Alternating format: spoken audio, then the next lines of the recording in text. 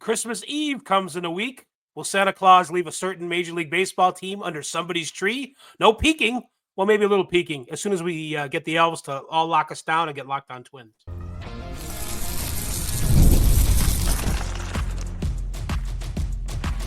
You are Locked On Twins, your daily Minnesota Twins podcast. Part of the Locked On Podcast Network, your team every day. Ho, ho, and ho. Hello again, everybody. Welcome back to Locked On Twins, your daily go-to and ho-to destination for the top Minnesota Twins insight, discourse, and analysis. Personally, it's my favorite show of the Locked On Podcast Network, the one, by the way, that brings you your team every day. I'm co-host Dave Brown, a professional ball writer since 1998, a BBWA member since 2012, and a Baseball Hall of Fame voter since last year. I'll be doing that again soon this month. And you can follow me on Twitter at @AnswerDaveBrown if you like. Although you can also find me on Bluesky at @AnswerDave. No Brown at the end, so yay. I've been on a sabbatical looking for the new owners of the Twins. I haven't found them yet, but I'm back now, and so is Brandon Warren across from me in cyberspace. He's a Twins watcher for 30 years or so, who not long ago covered the team on a daily basis professionally. He asks that you please elevate the discourse with him on Twitter at Brandon_Warren, and of course at Warren on Bluesky. Once I start it again. Once he starts it up again, because he had some issues with some bots. And that's all we'll say about it. Hey, this is what's coming up on this podcast. Not a lot of transactions so far for the Twins. Hemming and hawing, perhaps, by Falvey. Nice hem, Falvey. The Twins did take a pitcher in the Rule 5 draft, did not lose anybody in the Major League portion. So we'll talk about Iverson Castellano, who was plucked from the Phillies org. And they've signed multiple free agents, maybe even one you've heard of. And they lost Taylor Floyd in the Rule 5 minor league portion. We've lost Kyle Farmer to the Rockies. According to MLB.com, notable acquisitions this offseason, none. So that's editorializing. I don't think that's very nice of them. No. I don't think that's what they mean. And there are some free agents still in limbo, so we'll talk about if you're worried about where Anthony DeSclafani's going. I actually don't have any idea. Max Kepler, Manuel Margot, Carlos Santana, Rosanna Dana, Caleb Thielbar. And we're going to talk about possibly new ownership. They might have a nibble on the line since we'd like to do fishing in the Twin Cities. The Ishbia family, two brothers, they own the Phoenix Suns, and one of them, Matt, he played for the Michigan State Spartans in the Mateen Cleaves era-ish. He was a walk-on, so not a great player, but he and his brother have made themselves into sports owners, thanks no doubt to a private equity. And they're going to be interested maybe in buying the Twins, according to Dan Hayes. So we're going to talk about that. And hey, Brandon, how you doing? And is anybody bringing us this show specifically that we need to mention? Well, good afternoon, sports fans. Yes, this podcast is presented in front of a live studio audience. I actually forgot that one of my daughter's dolls is behind me, so certainly not creepy at all. Doll is behind you. The doll is coming from inside the house. Today's episode brought to you by Gametime. Download the Gametime app, create an account, and use code LOCKEDONMLB. You'll get $20 off your first purchase. By the way, I heard they want to rename the address for the Twins Stadium to One Hemingway. I'm kidding. Instead of One Twins Way, it's One Twins Way. I'm saying One Hemming because they're hemming and hawing over signing. Oh, right, players, Hemming, so right. My own Hemingway. Hemingway, One Hemingway. So there's going to be a lot of cats, six-toed cats walking around the ballpark. If you have to explain the joke, though, Brandon, that's not great. No, but good to see you again. Certainly one of my favorite bits when I see a friend I haven't seen in a long time is to introduce myself earnestly and Hemingway lady. And then break after that. We also in college, we were in a small college, and every time we would have a guest, we would joke that one of the guys who sat next to me likes the new girl. It was always just a joke. And then one time it was actually like a pastor's wife who was like in her 50s. We're all like, Tony likes the new girl. And everyone's looking for her. And it's a 50-some-year-old woman auditing our class. And that's a window into my brain that you probably weren't expecting. Well, I Yeah, I don't. I didn't. I honestly, I didn't. I heard that Greg Masterson was a big success as the other person in the basically replacing me Well, got the most of the YouTube time. views over 100. That was good. That's great. I didn't see any of the shows because I was afraid that it would be better than what I did. So I was afraid. I was also on vacation, so I didn't. I was loosely paying attention to what the Twins were doing, and which was not much. So that was easy to do.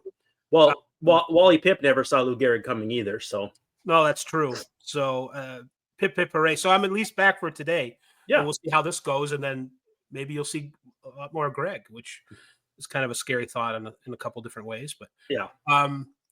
So we've got a couple different things to talk about. I was figuring we'd save the ownership stuff, the meaty portion of the show, for the middle, kind of like how we have a bun, and the meat, and then the other bun. The Twins have not made a lot of transactions this offseason. I think it directly has to do with the TV money being less and ownership being on the verge of changing. Would you agree that those are there any other factors that I'm missing as to why Iverson Castellano is the only, and I guess Michael Inoa is a major league free agent that possibly people have heard of. Those are the only really names. And, I don't know if we're talking about people that are going to be on the 26-man roster or what, but that's all that's been going on so far. I think you said the wrong Inwa. Michael, you said. I think it's Hosker. Oh, it's right. Michael is the other guy. Yeah, the other guy. I said Matt Festa on a show with Greg, so I'm hardly one to cast aspersions. No, really. You've got Daniel Duarte, Junior Severino, Scott Blewett all signing minor league deals in late November. Alex Spies signing a minor league deal. And then Hosker, Inwa, and Aberson Castellano. I watched some Castellano footage, and I came away impressed. Big arm. I like the curveball. The scouting reports I saw called it slurvy, but he got some strikeouts with it, so I kind of liked it. I think you're in the right ballpark for why things aren't happening. I also think, too, there's a confluence of things. Like, teams are not making those trades the style that the Twins are making. Like, the trades we've seen have been like when the Brewers traded Matt Laporta and a bunch of stuff for CC Sabathia. That was an in-season trade, so I'm not trying to make an apples-to-apples comparison, but bunch of prospects for a big name like Kyle Tucker. Like, that was a trade that happened. And then there's been there's talk of a Cody Bellinger trade, which again would probably be a significantly sizable trade. And the money going along with what those players make, again, kind of precludes the Twins from being in one of those. And then the Juan Soto sweepstakes kind of dominated the news cycle. And I think if you are, let's say Jerks and Profar, you may want to see where Juan Soto signs, not necessarily because it affects your money, but it'll affect the teams interested, and then maybe in turn it affect the money. So once the Soto domino falls, I think the teams that are, the Homer Simpson backing into the woods will come back out. And I think that the Twins may be a little more active coming up here. But I do think if they're going to do anything big, we're talking about the Ides of February here before anything real crazy happens. So the pitcher they've added, Iverson Castellano, not Nick Castellanos or Iverson Castellanos. There's no same organization, though. Same organization, so no relation as far as we know. He ranks, somebody had him as I think it was Pipeline, MLB's service, has him all of a sudden the 13th best Twins prospect. So yeah, and that's pretty good company. The Twins have a good system, and that's pretty far up there. Right. So I thought that was good. I thought it was interesting that he ranked that high, that he would be available. These guys, they tend to not work out. The Rule 5 is something, I don't know that it's necessarily a good thing. It seems like a sort of a lottery, kind of a random sort of thing. At least on the major league level, I don't know that it's great for the players to have their lives upended on an if-come kind of a thing. So I don't know if the players' union is interested in stopping it or whatever, if it's that bad of a big deal. But they when they work out, they're great. Wasn't Johan Santana a Rule 5 guy? Yeah, well, and to what extent is the MLB union able to get involved when the player is a minor league player on the front end of the deal and a big league player on the back end? I would assume they probably could do something, but I'm sure that complicates it a little bit, though. I did see Michael Fulmer was available in the Rule 5 draft, which was actually kind of interesting, too. So obviously not selected, but it's an interesting. I like it from the standpoint of it doesn't cost a team much to roll the dice. The Twins have had successes with Ryan Presley, less so with Tyler Kinley. Justin Haley wasn't much of a success either, but they've had some successes, and this was their first time making a pick in 7 years. I didn't necessarily think they would make a pick, and so to see them do that was, because they're going to be kind of cheap this offseason, maybe I should have been a little more expecting of it, but I have no qualms with it. Again, you're going to get the haters that say, oh, they're being cheap. And it's like, well, he's also an interesting player. It's not like they're just grabbing players all willy-nilly that can't play. Huascar Inoa. I remember I wrote about him when I worked for Bally Sports. He's a minor league free agent that they signed. This is a different player. This is a right-handed pitcher from the Braves organization, I think, still. He got off to a great start in April and May of 2021. So this is going to be 4 years ago. I don't know how relevant it is, but in his first 40 innings of that season, he allowed 27 hits, 9 walks, had 44 strikeouts, 6 home runs. It's all right. And a 2.23 ERA. I remember that he was good enough for me to say, hey, this is a guy, Braves fans, that you should be paying attention to. And then he had a bad start in May. And he did one of those things where he hit the dugout. Like he was like, I'm so mad at myself, I could punch something. And he did. And his career has basically been circling the drain ever since. So we talk about Rule 5 as kind of a lottery ticket opportunity for certain players, and sometimes it works out, and 9 times out of 10 it doesn't. This could be Huascar Inoa's last chance to make something of himself. So, well, and luckily he's younger than you think, as far as as people probably generally think. He reminds me a little of Luis Gil in the sense that the Twins traded him in a trade, and people probably haven't thought about him that much. Gil wins the Rookie of the Year, now might be in play, or maybe was in play for a potential Tucker trade. But that's the kind of start that Inoa had to that first year with the Braves, and then things went sideways.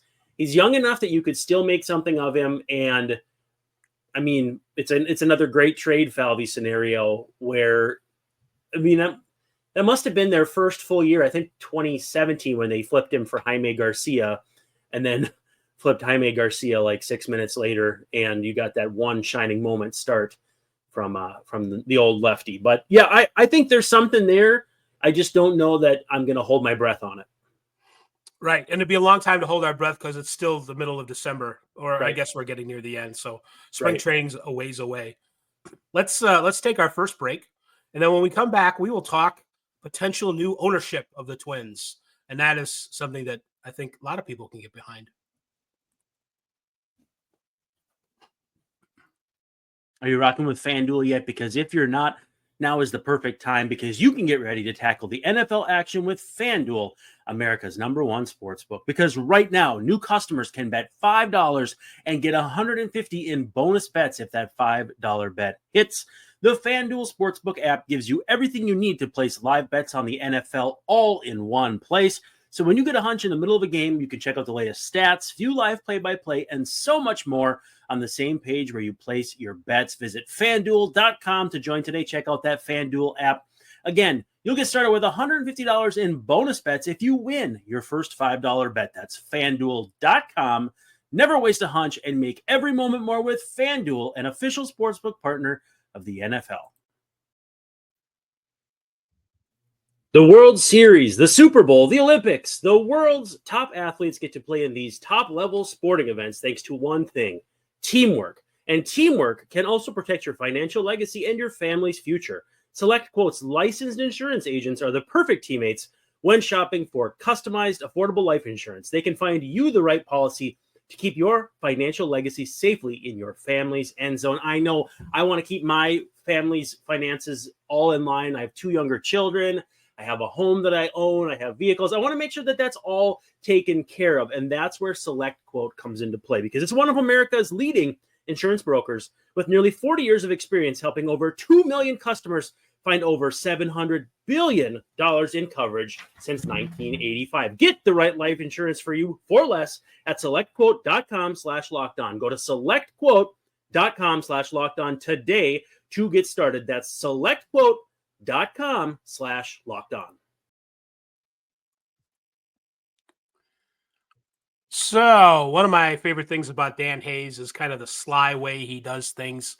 Little editorials when he tweets that are just kind of under the surface. And this is what he said on Friday about the Ishbias possibly buying the Twins.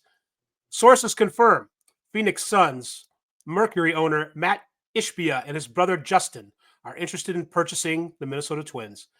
3 days after they were approved as owners in February 23 for the Suns, they acquired Kevin Durant. So not only was Dan hitting us with the Bloomberg report that the Twins might have an owner, a prospective new owner, he was saying that the last time these guys made a major purchase like this, the Suns, they went out and made a major acquisition in Kevin Durant. How excited were you when you were hit with this double bit of news on Friday? Yeah, how's that for a Friday newser? They also put in money with the Mercury, I think, in a practice facility, like $50 million. And I don't know if that's a dual practice facility with the Suns or not. And also, too, I told Greg you've been using his Borgerschlet line. Now, I'm wondering if until this comes to fruition, if we should call these the Toshiba brothers, just because it's kind of fun to say. Two Shibas. Yeah, two Shibas. Yeah, there you go. That's perfect. Call them Ishbia. And that's another literary reference. Earlier we mentioned Hemingway. Now we're doing Melville. I watched the Tom Fremming video. Big fan of Tom. And if you're watching our videos, make sure you watch his, and hopefully he'll say vice versa.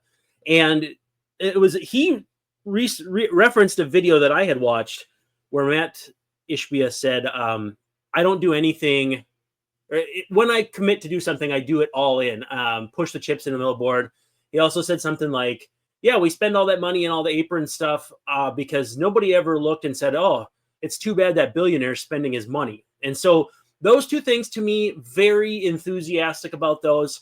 One of the brothers, I think Justin, liked the tweet that I posted about the episode that Greg and I did. Sorry if that's a sore spot for you.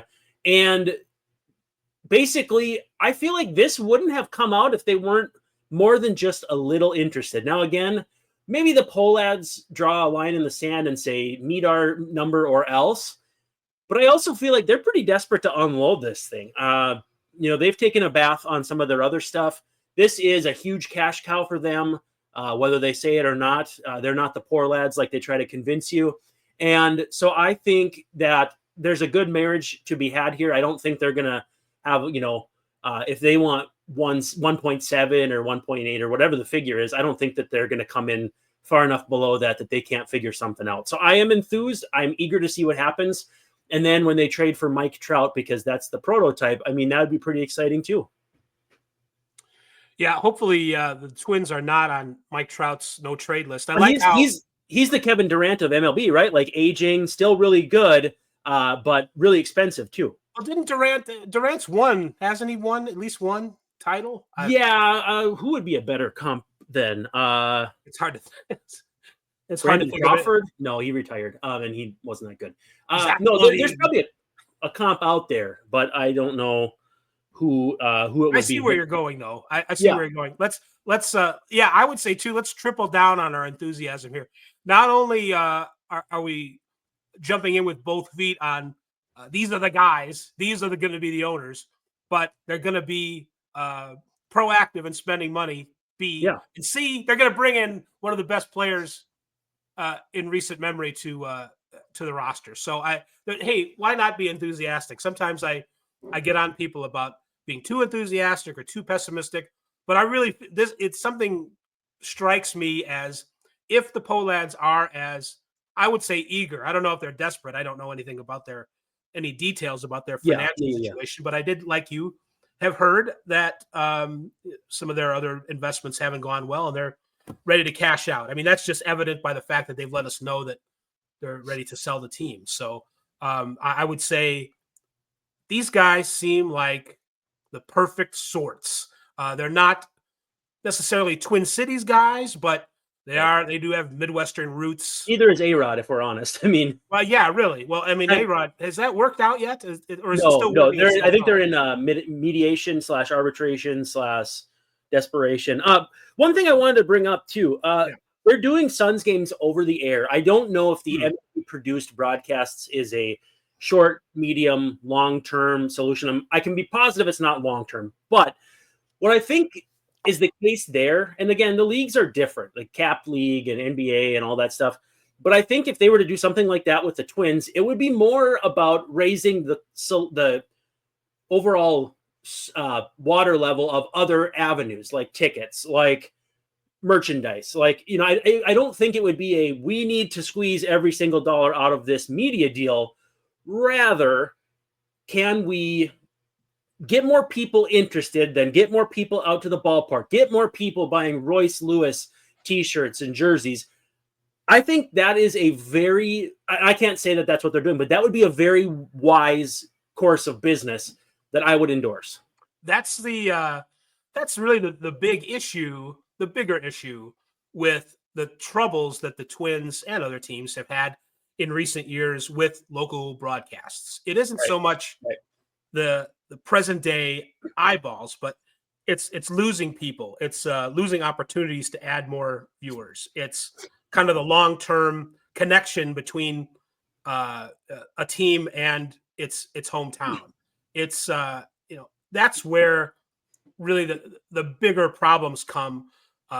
Like you said, trying to maximize the dollars from year to year in local broadcast rights seems to me to be one of those I don't know, penny wise, pound foolish, or some kind of derivation. Well, and some of the most fierce fans, and I don't know if you would know this from where you're at, some of the most dedicated fans are those 60, 70-year-old people that are in every night, whether they're in their own place or if they live in an assisted living. But I know so many people that would plan their night around that. Even my grandma, who's not the biggest baseball fan, would have it on in the background. And now you're nudging those people out because either they're not tech savvy enough or they're just not able to get it because of the lack of availability, or they don't want to pay the premium because for whatever reason, fixed income, or it's just not in their budget. You can get those people back over the air, and that's huge because Dick Bramer used to say, I know that Grandma, Pickney is listening in Stewartville, and then he'd say Stewartville is 18 miles from this city. And like that was a big part of the team's identity, and I think you need to get back to that.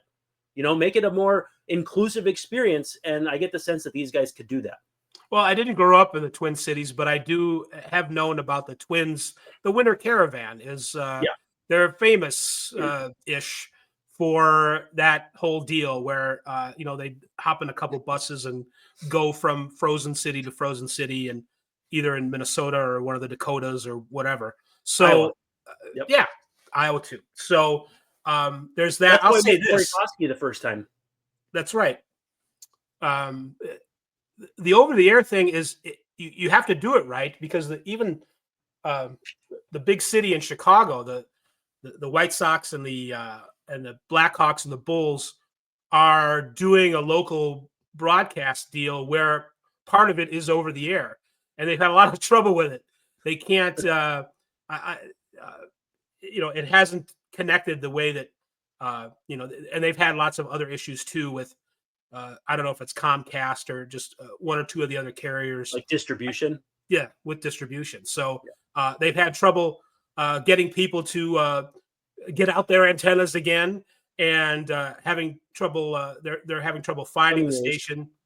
So it's not. But like you said, the broader your reach, I think it couldn't hurt. It makes negotiations a little trickier when you're trying to sell cable carriage versus over the air and having things available that way. But I think in the long term, in the long run, I think you're absolutely right that maximizing the number of eyeballs on the team and having the Twins available to the most amount of fans is much more important than maximizing the current dollars on whatever mode that you're setting up to put the team over the air. So hopefully these guys understand that. I know Justin is I want to say he's the younger brother. No, he's the older brother. Justin's maybe 3 years older than Matt. Matt played Big Ten basketball for Michigan State. Izzo. For Izzo around the turn of the century. So Mateen They won the Cleaves, national championship back then, if I'm not mistaken. Yeah, they did. And he was a walk-on, so he wasn't a scholarship guy. But I think that's those walk-on kids work about as hard as anybody does in college sports. So it's not an easy thing to do to walk on a team, and that sort of gives you an indication back to when these guys were 20 years old, what kind of motors they had. And of course they probably come from money too, so that's not like they're that hard scrabble. But in the world of business, I would rather have someone be a hard worker than somebody just kind of resting on their money. I got the sense that they're not paying their student loans still, based on a number of different factors, even if Matt didn't get a scholarship. So should we take our last pause here? Yeah, let's take our last pause and then do our tids and our bits. You got it.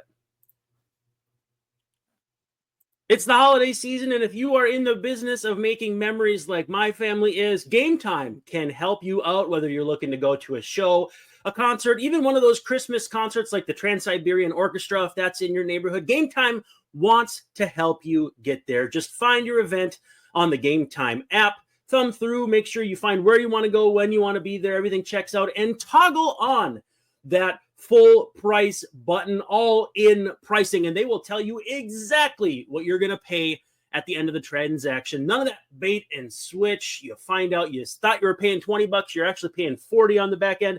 You don't have to worry about any of that.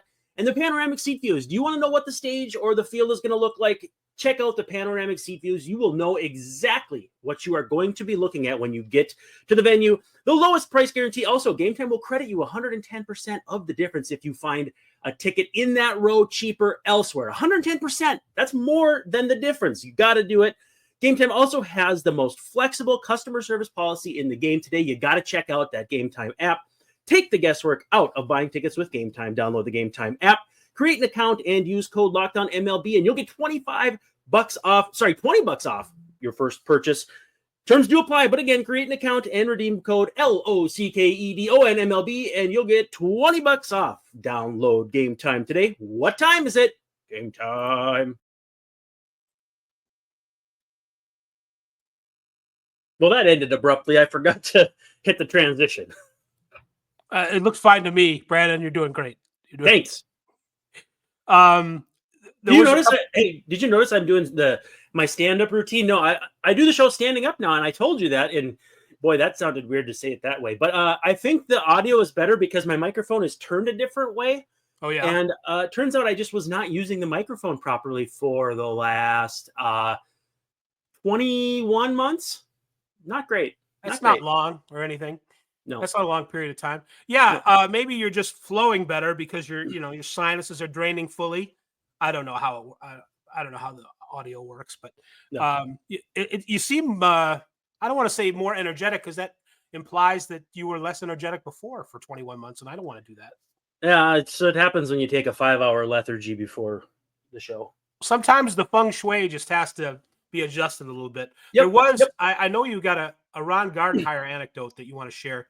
Before we do that, the boys and girls at StatCast at Savant have come up with another metric, and I like it because it's one that we don't have a lot of data on or hadn't before.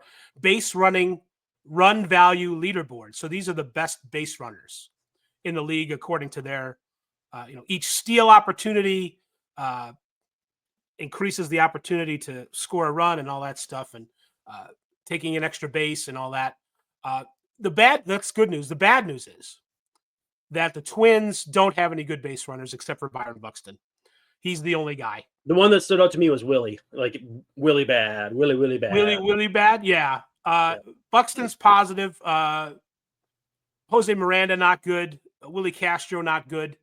So, I mean, this is information that we have. I don't know that we're happier for knowing it, but it has not seemed in the Rocco era. Just looking at like the FanGraphs as a base running, a very vague looking number for base running ability, and the Twins haven't really done well in the Rocco era in base running, and this kind of breaks it down into individuals, and it's not great. It's not great. I feel like the answer is to bring Paul Molitor in, and I don't know if he's already doing that, but Paul Molitor's been kind of the guy who can, he helped teach Brian Dozier to play second base, and so he was known as a good base runner. I don't know if the analytics bear that out or how much you can trust analytics from 1989, but to me, that's an very evident way that you can improve based on not intelligence, but reps, rather than, it's not a physical thing, it's a mental thing, and you can fix that. Now, stealing bases comes down to timing, jumps, and all that. That to me is a little more physical, but making good choices, taking extra bases and that sort of thing, that's not rocket science to me. And again, easy for me to say in my ivory tower here, but I do think that's something they can improve on pretty easily without it having to be anything more than just a couple extra hours in spring training. Then again, to me, it seems like that would be something that every team works on every spring training, and either the teams get better or they don't. And I don't know if working on it in spring training is enough to make it better. I don't know. This is one of those things where I'm more woefully ignorant than other areas. Yeah, a little mystified by it. And it's not a zero-sum game, so you don't have to have good base running teams to counteract bad ones. You could have, in theory, I guess everybody could be a good base running team. And so to that end, I am a little more eager to see it improve. And so I'm hopeful that it's in there. And it's not just sheer speed. Joe Mauer was a tremendous base runner. Again, I don't know if the data would bear that out. But my biggest thing with him, and he actually blew the Jaller horn or Galler horn at the Vikings game on Monday night. So he's kind of in the news. The Bears blew too, by the way. What's that? The Bears also blew. Yeah, it's a dual dichotomy there. Joe never seemed out of place on the bases, run into an error. Justin Morneau, dreadful base runner, always tried to stretch singles into doubles and was thrown out. It actually lasted to Joe's last plate appearance. He hit a opposite field double and slid in just ahead of the throw. White Sox, I remember who was playing left field that day for them, probably Alejandro De Aza or something. I'm kidding. But his whole career was a good base runner. So maybe the ticket is bring Joe Mauer in and just have his, pick his brain a little bit. I don't know. You mentioned keep Joe Mauer's brain in his skull. It's okay. Yeah. You mentioned also teaching somebody to play second base, Brian Dozier, Paul Molitor. Do you think he can do that with Royce Lewis? Because Royce Lewis is taking reps at second, I read. He's still doing that. I don't know if that's a good idea or not. I like it because it makes it look like he's all for whatever the Twins have in mind for him. But I'm also afraid if the Twins put him at second base, that's a bad idea. Just because. A couple things there. Does Scott Boras want one of his big clients going to second base where money's not as big of a thing? Beyond that, I think he's eager to do it. And really the only thing I'm concerned about Royce Lewis doing on the baseball field is staying healthy. He could play anywhere. Again, if they could guarantee he didn't get hurt, physically, I would be 100% confident that he could handle center field. So with that said, I have no issues with it. And I don't know. I wasn't sold on his arm at third base necessarily. Maybe that was just a me thing. And so, yeah, I think second base is the fit for him. Now, with that said, where does that leave Brooks Lee? Where does that leave Edouard Julien? And again, good problem to have. You've got guys who've been good or could be good, jonesing for jobs. Everybody gets hurt. Royce Lewis, obviously no exception. So, yeah, I think if he's eager to do it, that's a good, change of pace from when we kind of thought he was a little frustrated at the end of the year. So we'll see. We'll see how it goes and see what happens. What can you tell me about Ron Gardenhire? So he was named, or he's been awarded the Herb Carneal Lifetime Achievement Award. Twins hand that out pretty much every year. They didn't in 2020, but that was kind of a weird year. Dick Bramer, Patrick Royce, Mike Radcliffe, the dear departed Mike Radcliffe, John Anderson, the legendary coach of Minnesota, Jack Morris, the dearly departed Rick Stalmazik, Rod Carew, Tom Kelly. That's just all the way back to 2015. My Ron Gardenhire story, as we get ready to hop off here, is in 2013. I think it was the 4th of July. And we did the availability, the manager availability. We do it before every game in his office. And we're filing out. It's a very narrow door. So you file out single file. And he goes, "Hey, kid, stay back here." And I'm like, "What did I do?" And he's like, "You got to see this." And he turns around and fires up Kent Murphy videos on his YouTube. We spent like 15 minutes watching those. And it was actually one of my best days at the ballpark ever, because then I'm sitting down eating ice cream. I didn't make a habit of eating ice cream at Target Field, but it was July 4th. So how about a treat? And Terry Ryan came over and sat by me, and we just talked shop for 15, 20 minutes about nothing in particular. So pretty good day at the old ball yard back on. I want to say July 4th, 2013. It's always nice when the big wigs nuzzle up to you, you know. And, yeah, it was a good day. It was a good day. Someone would nuzzle up to me and give me ice cream. It was around the time Kyle Gibson made his big league debut too. If I'm piecing that all together correctly, I don't want this to be like Jose Canseco's Juiced book where things don't quite line up. Well, my fact checker says no. I don't have a fact checker for this. Kyle Gibson, another guy that I think would give you ice cream if you ask. Yeah, good dude. So that's going to wrap up this episode of Locked On Twins, where we kind of take a look at the progress made in the offseason. I think most of it has been made hypothetically in the front office, above the front office with ownership. I think that's where most of the progress is being made right now. And we'll see by the time we see you again, maybe the Twins will have new Ishbia owners. So let's hope. For our one dude, Brandon Warren, I'm the other dude, Dave Brown, wishing you a very pleasant good evening, and we will see ya, Alexei, tomorrow night. Alexei!